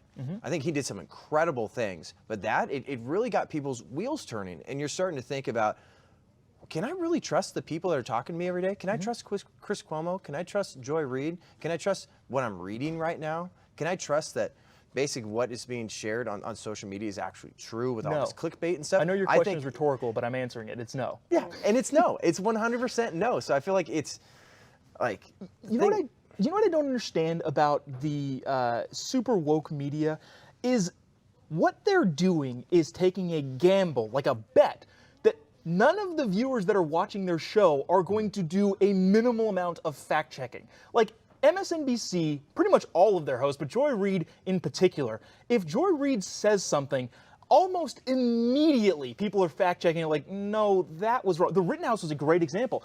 They said the Grosskratz said this, and then back to back a clip was, no, he didn't. He said literally the exact opposite. So they're taking a gamble that their viewers aren't going to Google and do the minimal amount of research to prove that they're not telling the truth. I mean, speaking of Rittenhouse too, like even look at The View. I mean, I think there is reports that Kyle's thinking about suing The View. Yeah. I think he's suing many outlets and talking heads to the moon. He's about to be the highest paid man in liberal media.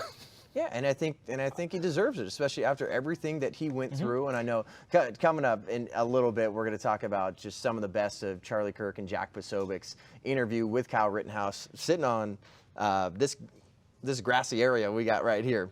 This is, just in case you didn't see, it's a grassy area. It's fake. It's fake. But I think that's something, again, you have so many talking heads, just like we shared yesterday, too. You had, VP Harris, what she had to say about Justice Molière and everything. It's all lies. You know what? Given the fact that the liberal media is just a wing of your liberal movement as a whole, what I don't understand, and especially hosting my own show, and you talked about this at TPUSA Live, I don't understand how being dishonest helps your cause.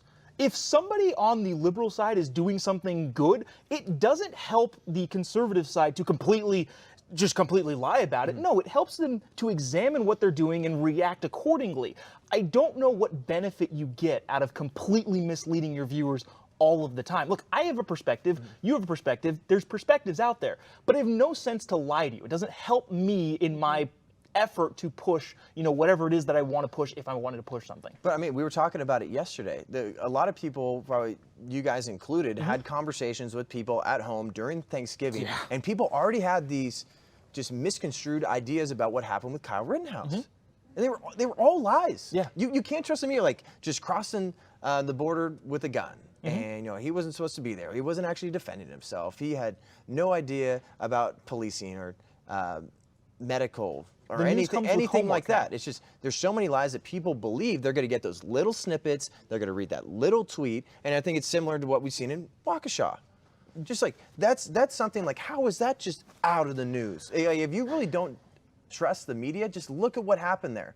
It's like Jason Riley wrote a piece in the Wall Street Journal yesterday talking about how the Waukesha has made the media colorblind again, because nobody's reporting the fact that, this guy had some pretty awful tweets out there saying some pretty awful things, and then lo and behold does a pretty awful thing. Now, I personally don't like when we talk about race in this situation, but if you're gonna do it for the Rittenhouse case, if you're gonna do it for George Floyd, if you're gonna do it for all of these other circumstances, you have to do it here. And again, this is coming from a person that says, just say a man, like a terrible I'm a brown guy.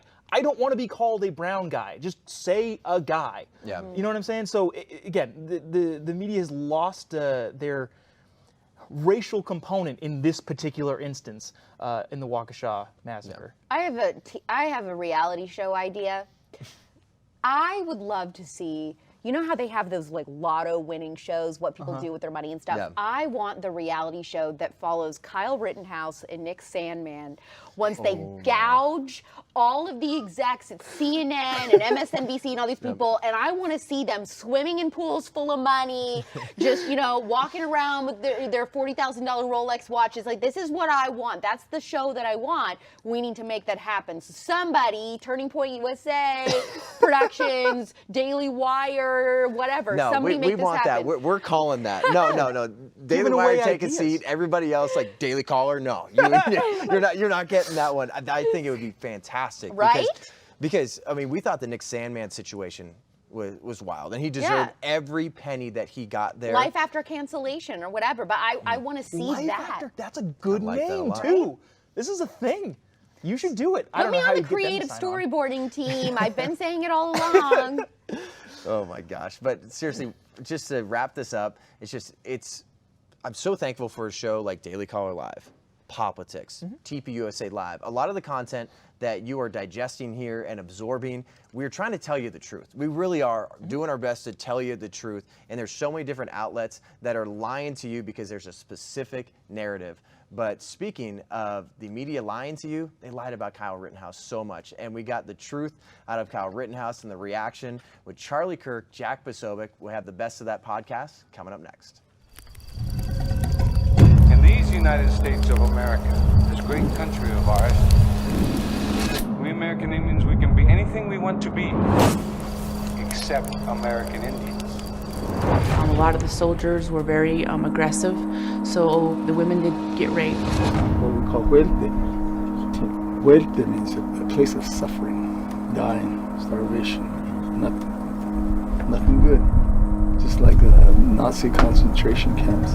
I didn't realize how corrupt things were. I didn't realize what kind of environment we were living in. We had no running water, we had no power. They de-incentivize people from, opportunity.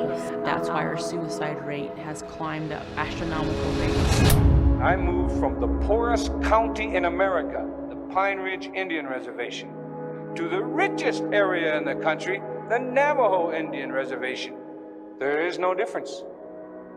The poorest and richest reservations in our nation suffer from identical problems. This is not anything new. This is an everyday occurrence in all tribal governments.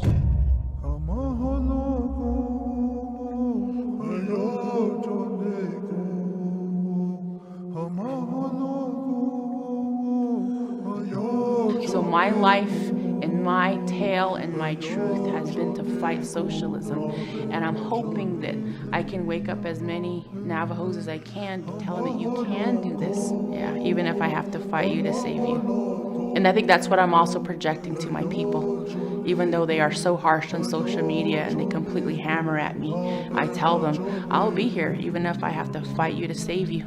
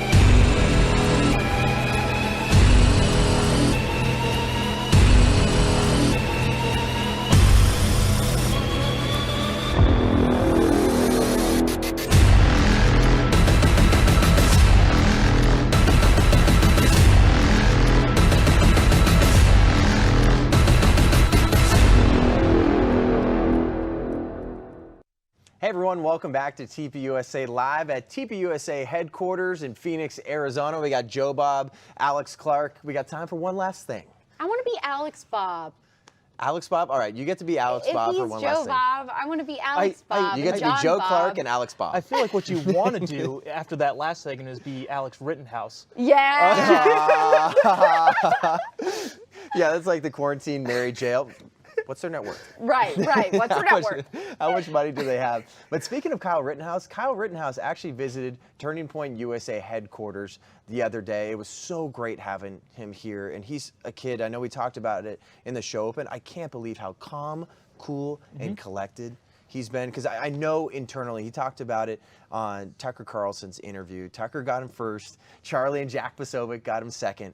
But he was just sharing how much just like, all right, I might look calm, cool, and collected, but I'm freaking out inside. But it was great to have him here. And Charlie and Jack's discussion, that's now in podcast format. It's also on Charlie Kirk's YouTube. Here is one of the best scenes of that podcast. Check it out. You got to remember, Wendy started that fundraiser. She had $0. We had to $0. I want also the audience to know the financial status of the Rittenhouse family. You dropped out of school to support your mom, is that correct? I did. I was working 3 jobs. I was working at the YMCA Recplex, and I was doing some landscaping gigs off the side. So that's the net worth of the Rittenhouse family. And then, and I'm not saying that diminishingly, I'm just offering context that then the only opportunity you had to get out of jail and get counsel was external support. And no one really knew where the money went. Oh, it went to John Pierce and to Lynn's ego. But Kyle, I'm just sensing this, and you could correct me if I'm wrong. You're calm, cool, and collected until this topic. It just, 2 things in this world piss me off the most. When Lunchbox says I'm not a student at ASU, and when Lynn Wood likes to go off and say that I'm being handled. It's disturbing. Do you know what those 2 things have in common, though? They're both lies. Well, they're lies, but you earned both those things. Though. Exactly. You earned your way into ASU, and you earned. Yes, people got to know that. He dropped out in the 10th grade. He finished 2 years of schoolwork to graduate when this summer. Yeah, over the summer. Because your family needed help. Yep. And then you got into ASU, and you earned your way, and you should be proud of that. We're hearing so much about, people trying to say like he should not be allowed to take online courses at ASU. But I mean, this just goes back to, you have a kid that's just gone through the worst of the worst. He's been defamed more than really anybody I've seen in my lifetime. Experienced unthinkable trauma. Think about like our war veterans and things like that. You're not going to come out the same if you are faced in a situation where you have to take another life. And him having to go through that, it's not like he went there wanting to do that day, but that was the choice he had to make. It was them or him who was going to lose a life. And that's another example too of like how he was caring for his family. Like he had family connections to Kenosha, and that's why he was there. And he had a connection with these small businesses that he was there to protect. I was wrong about him going on Tucker Carlson. When it said that he was going to go on Tucker's show, 4 days after the verdict, I was like, that's a terrible idea. Don't put yourself out there. Like, keep your head down. Go start your life. You're 18 years old. Go be all that you can be anonymously. And I was wrong. On Tucker, he showed to be a very calm, collected, composed young man. I wouldn't advise anybody to do that, especially if you don't have the media training or understand that sort of thing. Keep your head down. But he's been making the rounds, doing some great interviews, and really getting to see kind of who he actually is, which has been fascinating. And you know what helps too to start calming people down and make them feel better? Dogs. Dogs. Yeah. He does have a few therapy dogs, and it was just, he had a few of those there during the interview, and that's one of the dogs there with Kyle. And then we actually have a pretty sweet little photo with Charlie Kirk and a dog too. I know it's like, but this comes back to, it's like, these are sweet photos, but you have to take a 30,000-foot view and realize that even Jack Posobiec was sharing that when we were covering it extensively on the show, was he's going through PTSD. Yes. Yeah. He's going through some unbelievable trauma, like you brought up, and we're gonna wrap it up with this. Like, Kyle Rittenhouse, we are so glad that you are here at Turning Point USA HQ. He met everybody in the office. He spent time with us, and he's gone through way too much, and we are happy to support you, and we were so glad he was there. But something that you have to do before the show wraps up is you need to go to tpusa.com/AmericaFest, get some tickets, use promo code JON, J-O-N, for 25% off, or Alex. Thank Jobob will get you know that. Jobob. Promo code Jobob, nothing. Doesn't get you all. anything. But coming up next, we got Smash and On the Front Lines. Guys, this has been really fun. Yeah. Really good This has been a time. great few days. Thanks so much for joining us. We'll see you guys tomorrow.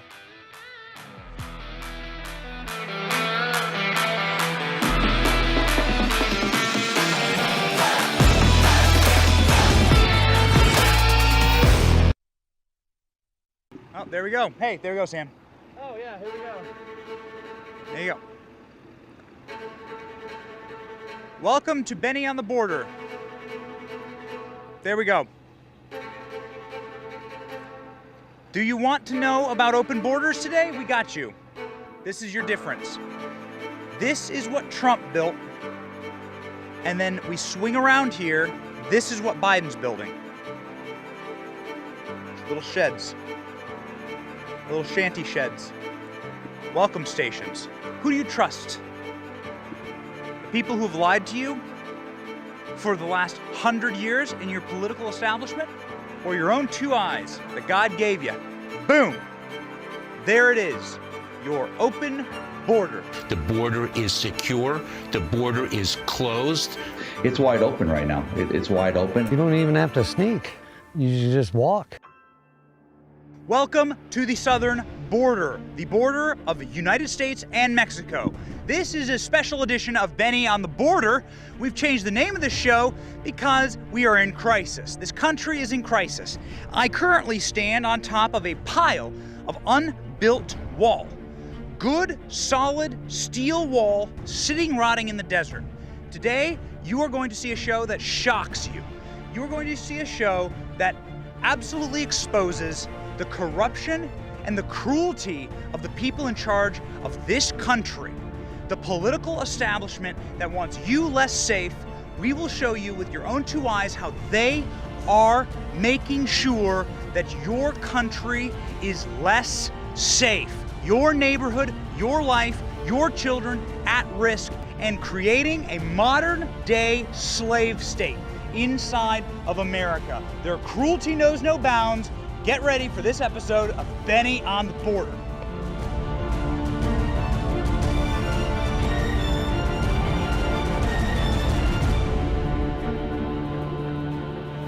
We're going to build the wall. It's going to be built.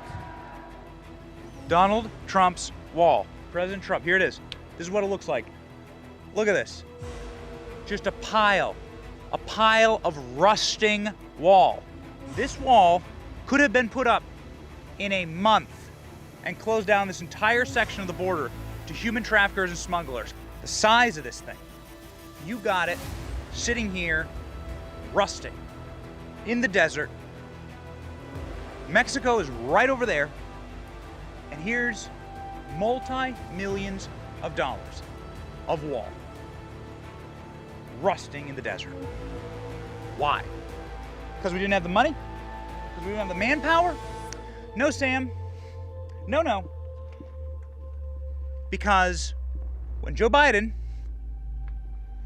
became president, he told the men who were working here on this site to stop.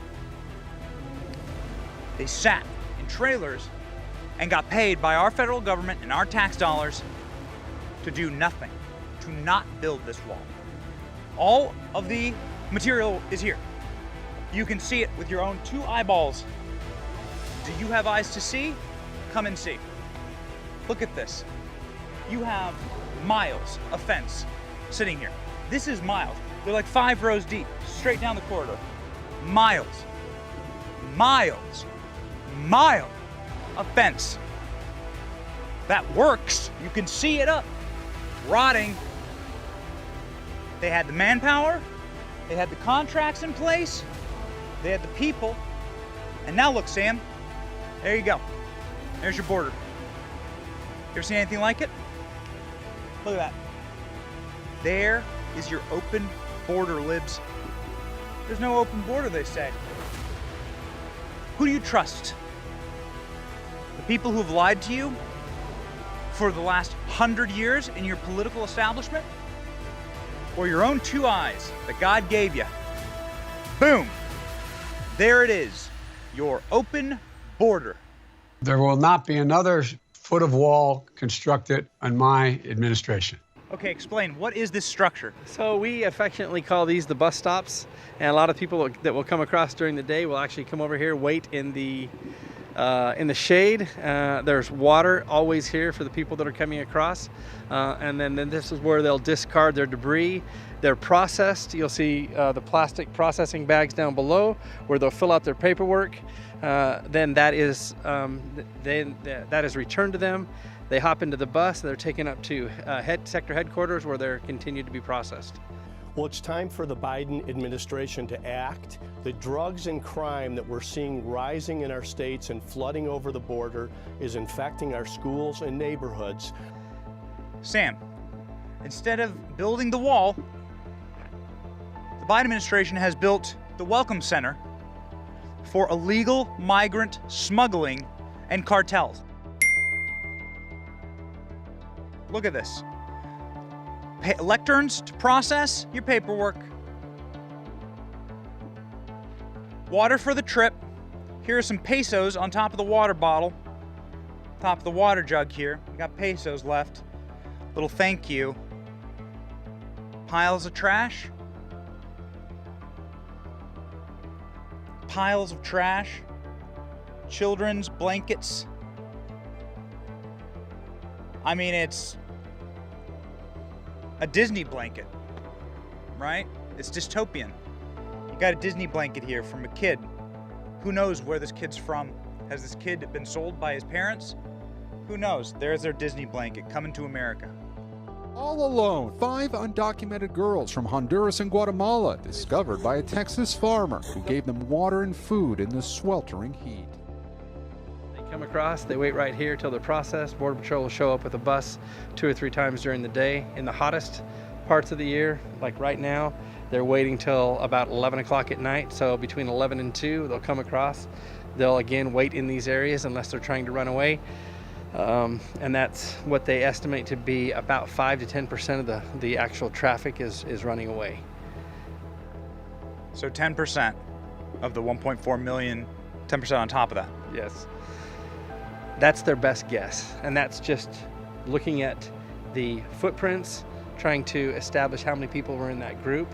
All of this ground, they'll drag it 2 or 3 times a day so that they can look at the trafficking coming across. They're running cameras, and then they've got the ground sensors.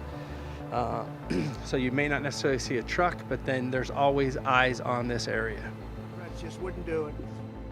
So now we have a world-class security system at the border, including the highest technology. Sam, come here with me. Look at this. Look at how effective this wall. Here is the correctly installed wall. Yes, John? Yes. This is the Johnny Yuma says this is correctly installed wall. Here's what you have. This is what the wall was supposed to look like. Not rotting in the desert, upright. The wall is in cement. It's deep down into the ground. It's hard as a rock. Sucker is tall, 30 feet plus. There's no way over that. I mean, there's no way over that. Maybe you could get some type of sophisticated contraption, but you ain't getting over that en masse. And this thing's gonna stop you. Look at this thing. When effectively installed, this is your deterrent, Sam. This is it. This is the wall. Place like this anywhere. There's no place has anything like this or even close to it. This is your difference. This is what Trump built. And then we swing around here. This is what Biden's building. Little sheds. Little shanty sheds. Welcome stations. A border town in Arizona is seeing the cost of the migrant surge firsthand. The mayor has to use city funds to provide aid and COVID tests to these migrants. COVID protocols right here. In case you were wondering, all that stuff, it's total right-wing fake news, right? Totally COVID safe down here on the border. There's a bottle of Purell sitting on top of the station to fill out your paperwork inside of the Biden Welcome Center. The Biden Welcome Center, totally COVID safe, all right? Definitely COVID safe. To the border crisis now, and some staggering numbers. More than 212,000 times Border Patrol agents stopped migrants at the southern border just last month. That's a 21-year high. We've got some action right here. Oh, there we go. Hey, there we go, Sam. Oh, yeah, here we go. There you go. Welcome to Benny on the Border. There we go. Do you want to know about open borders today? We got you. We've been out here for 10 minutes. And here we have a large group, 25 young migrants who just went running for the border.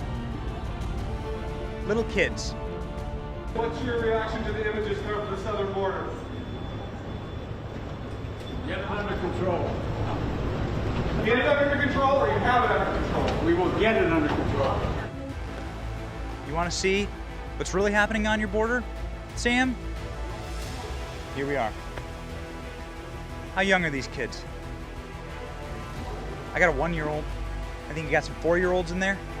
We're just standing here and they go bolting through the opening in the border. There we go. You want to see the true human crisis, you have it there. Little children, little kids. The middle of the day, it's hot as blazes out here, and they are just running across the border. One border security guard here to stop. This is the absolute state of open borders at your border. This is what open borders looks like. This is what President Biden and Vice President Kamala Harris have done to the security in our country. This is human, the human cost.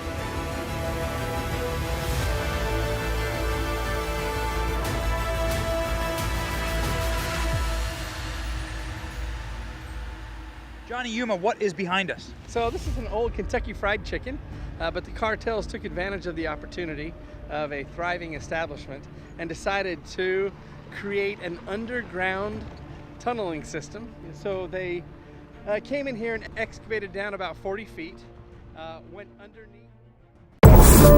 What if I told you that this has all happened before? The riots, violence, church burning, attacks on police, destruction of private property. My name is Sammy Steigman. I am a Holocaust survivor. This is the reality of what happens when you have capitalism that goes to socialism. El socialismo no funciona. El socialismo no funciona.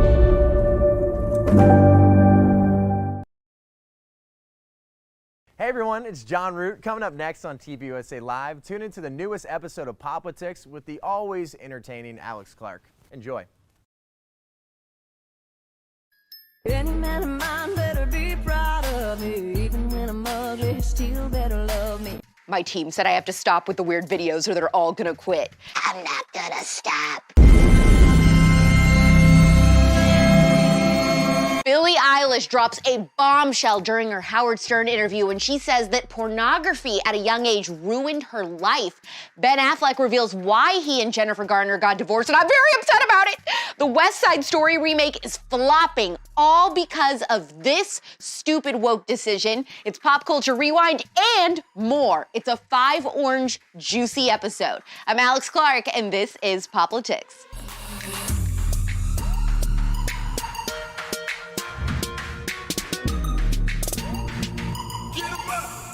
It was really wild reading the comments when it came out that Billie Eilish told Howard Stern that watching porn at a young age completely messed her up. I'm gonna tell you everything she said because it's so important, and just a warning, this isn't for little ears. Close your eyes and cover your ears, Billie! She said, as a woman, I think porn is a disgrace. I used to watch a lot of porn, to be honest. I started watching porn when I was like 11. I think it really destroyed my brain, and I feel incredibly devastated that I was exposed to so much porn. The first few times I had sex, I was not saying no to things that were not good. It was because I thought that's what I was supposed to be attracted to. I'm so angry that porn is so loved, and I'm so angry at myself for thinking that it was okay. The way that vaginas look in porn is effing crazy. No vaginas look like that. Women's bodies don't look like that. We don't orgasm like that. It's about time somebody finally came out and said it. Everything Billie said there is true and so important. And you know what really was crazy? Was looking at all of the pop culture and entertainment sources that were posting about this story and looking in the comments and seeing people just mind blown and not understanding how an 11-year-old girl had access to hardcore porn to begin with and why she was even watching it. This is just plain ignorance. Let me tell you something. The average age for boys to start watching pornography is 8 years old. Has the world gone crazy? Billie went on to describe that she had to start watching more and more disturbing porn because she got desensitized to the normal stuff. And that's exactly what happens to kids. When young men essentially act out violent rape fantasies on their teenage girlfriends, for example, we can't ask ourselves why anymore. We know why, because society has normalized it. They all think that porn's depiction of sex is how it's supposed to be. If your child has any device, not just an iPhone, but an iPad, a video game device, etc., that has internet capabilities and they're left alone with it at all, it's not an if they discover pornography, it's a when. Here's what you need to watch tonight or over the holiday break. And I wouldn't watch this with your parents, it's kind of awkward, but on YouTube, search for the short 35-minute documentary Raised on Porn about what happens to little kids who consume pornography at a young age. Every parent should watch this, and every young adult should watch this. I remember being a kid and looking at a rosebud, and I remember thinking, oh, well, I want it to open up like a rose, so I'll just pull back all the petals. Now I realize you can't force that. And it's very similar to a child's sexuality. If you try to open those petals too early, they will grow and they will open, but they're not going to be the same person that they would have been. I found porn when I was 11, 12 years old. We're in this playground and a friend of mine was like, hey, Richie, I want to show you a picture. We watched porn and he told me, he's like, I watch it all the time, it's not a big deal. But then at some point in it, he stopped seeing women as people because porn distorted his whole thinking. Tell me why I'm so triggered. Ben Affleck said that he felt trapped in his marriage to Jennifer Garner. You know I love her. Jen, who bakes treats with her mom and likes cat videos and has the sweetest sing-songy voice, the OG cinnamon roll. You felt trapped with her? I actually came over here because I think you're really cute. Ben also went on Howard Stern this week and said, I can't leave because of my kids, but I'm not happy. What do I do? And what I did was I drank a bottle of scotch and fell asleep on the couch, which turned out not to be the solution. Room's starting to spin real fast. He said if he would have stayed, we probably would have ended up at each other's throats. I probably still would have been drinking. He also said, ultimately, we tried because we had kids, but both of us felt like we didn't want this to be the model that our kids see of marriage. He said the tabloids got it totally wrong about their breakup. Everything you read in the news about the divorce was BS. The truth was we took our time, we made our decision, we grew apart. We had a marriage that didn't work. This happens. She's somebody I love and respect, but to whom I shouldn't be married any longer. It's hard for me to accept this answer. I feel like everyone just throws in the towel so easily. I mean, there is a reason people say it's one of the hardest things you'll ever do, marriage. Do you think it's for the best that they divorced, or do you think they just took the easy way out? Love is a battlefield. Me. Do we have any musical theater conservatives in the house? Take it from the top, Bill. I'm sure you know that director Steven Spielberg just came out with a woke remake of West Side Story.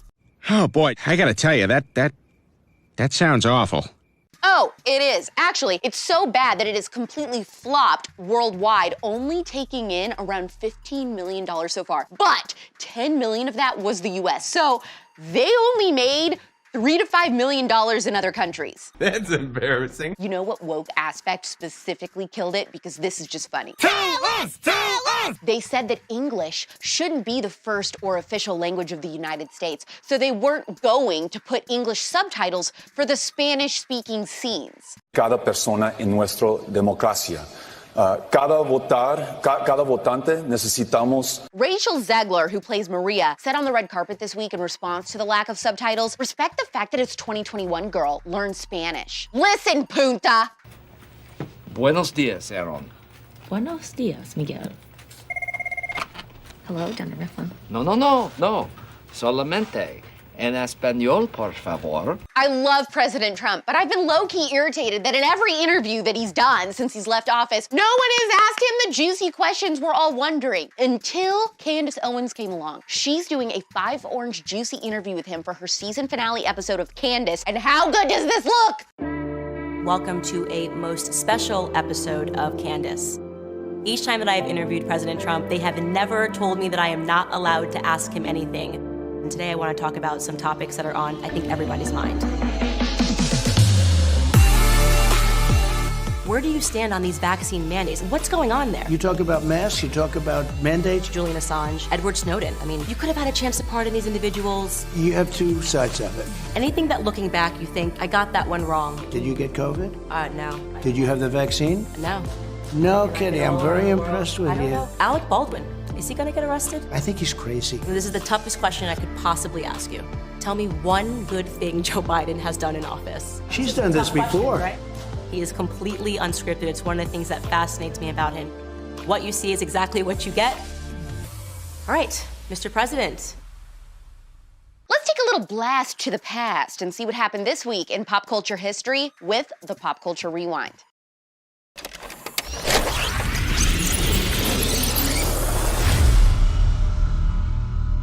In 1994, this week, Dumb and Dumber was released in theaters. Want to hear the most annoying sound in the world?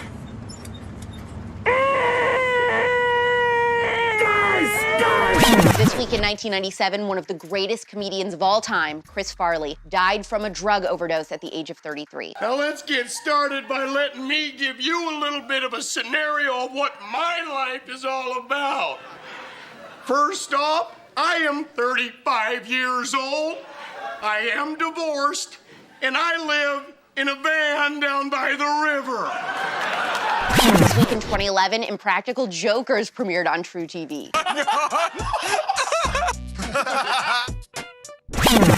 Then remember this, in 2013 this week, A&E suspended Duck Dynasty star Phil Robertson for comments he made regarding homosexuality and the civil rights era in an interview with GQ magazine. He was reinstated on December 27th.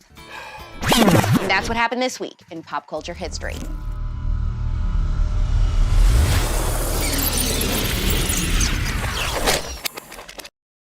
New episode of The Spillover drops tonight at 9 p.m. Pacific and midnight Eastern. When I found out about this woman's story, I thought, this may take the cake for the absolute craziest story we have had on season 1 of The Spillover. It's controversial, it's frightening, it's real, and best of all, she looks like she could be a real housewife, which I think it kind of makes that just even more interesting when you got a beautiful woman with style who looks like she has a picture-perfect life that actually goes through something this wild. Makes you feel like you're not alone and you aren't crazy.